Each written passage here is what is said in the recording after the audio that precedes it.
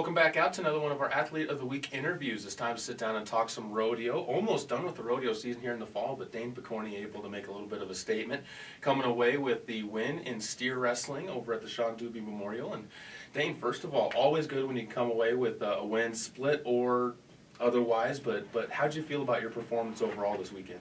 Oh, I thought I performed pretty well.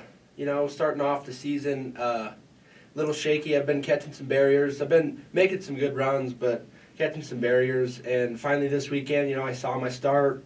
Dean and Peyton Fighter, they talked me into riding Joe.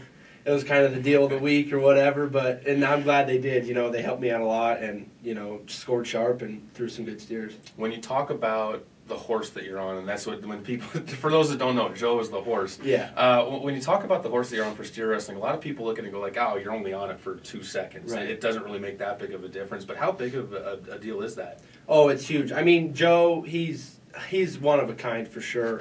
Yeah, if you know him, you know him. But he's a sunbuck, and sometimes he's just grade A perfect. Other times he doesn't want to go in the box, and you just kind of got to live to his standards. But this weekend he walked in there, turned around, went in the corner, nodded my head, and we went off. And I couldn't ask for a better go. And every time it's the best go with him. The last couple of times you guys have been in some really good pens when it comes to up in Sheridan. There was a really good pen for steer wrestling. This one was really good. A couple of them have been more drawing contests. It kind of felt like, as an athlete, how can you judge that kind of going into the rodeo when you know who the stock contractor is, or you get to look at the steers? Yeah, and some of them steers that we run early on, I mean, they've been run all summer by a lot of guys, including myself. We all knew them anyways. And I always think of this. Paul Cleveland told me, you got to win on the good ones and get by on the bad ones. So as long as you can get a good steer thrown each weekend and get one down, you should be able to keep clicking. Now that you're 4 rodeos in, the points are starting to kind of even out a little bit more. You don't have the giant lead for anybody. You don't necessarily have anybody that's missing out that's going to be in that conversation. How much do you pay attention to that, though, at this point of the season? You can't. Everybody wants to look where they're at in the standings. You just can't do it. I mean, everybody knows, everybody's hunting for that top spot, but, it does not matter. Last year at this time, I thought I was a freshman, I was high up in the standings. It just turns out that stuff don't matter. You just got to keep plugging away. One more rodeo this weekend down in Lamar. Should be some pretty good stock down there when you talk about it, especially being as close to Oklahoma, Texas as it is.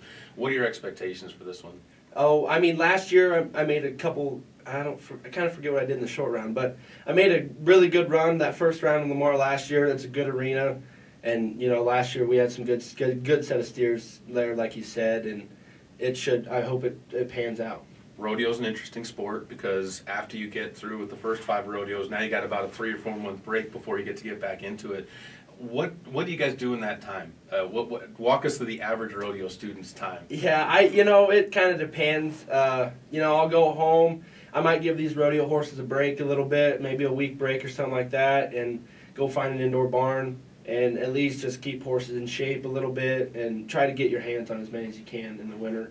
It just kind of depends, how much of a break you want to give them, older horses. Well, when you go home, you get some pretty good people to work with, too. Your brother out there as well, yeah. and Coy is CNFR qualifier himself. How does that help you when you don't have to go very far to find people that have done it at a high level? Yeah, no, it's awesome. There's a ton of guys around where I live. Jeff Johnston, he's been there, done that, and he's got a barn there and some good cattle, and he'll help a guy out. And, he's not afraid to be hard on you either. And, being around them guys that have been there, been to the finals and stuff like that, and like Coy and, Bernie, he's always in my back pocket too, he's just a horseman, and having them guys in your corner is always just a big deal. Couple more things for you. The student-athlete side of things, how is that kind of been going for you this year? As a sophomore in particular, how's it kind of been? Is it easier this year to kind of keep track of the classes? Yeah, I feel like it is. I'm in kind of a weird electrical program right now, and I don't necessarily love it, but I'm getting by. You have to do it. If you want a rodeo, you got to keep your grades up, and just live a week at a time. The other big thing is, and the team this year, a lot of really good competition. How has that kind of helped you guys out this year as a whole group when it comes to practices and what you guys are looking forward to? Yeah, especially, I look at the bulldogging standpoint, Gray Gilbert, Rhett, Gage. I mean, I'm missing some guys, but that group of bulldoggers we have they're top notch. And being able to compete and have fun with them guys, and if everybody makes a good run here and there, and everybody's on each other's, high fives, giving their, it's just a really good group of guys to work with. And Dean, he steps in and he helps just as much. He's, the old guy, he don't bulldog with us like he should, but it's like he is. He's a grade A coach. Yeah, whenever you can get a guy like Dean that's been doing it that did it at a high level for such a long time and still does it, even at his age, it's always good. Good seeing you having some success this year in the early on. Hopefully that carries over into the spring, and obviously hopefully this weekend with Lamar. But Dane, thanks so much for the time. Thank you.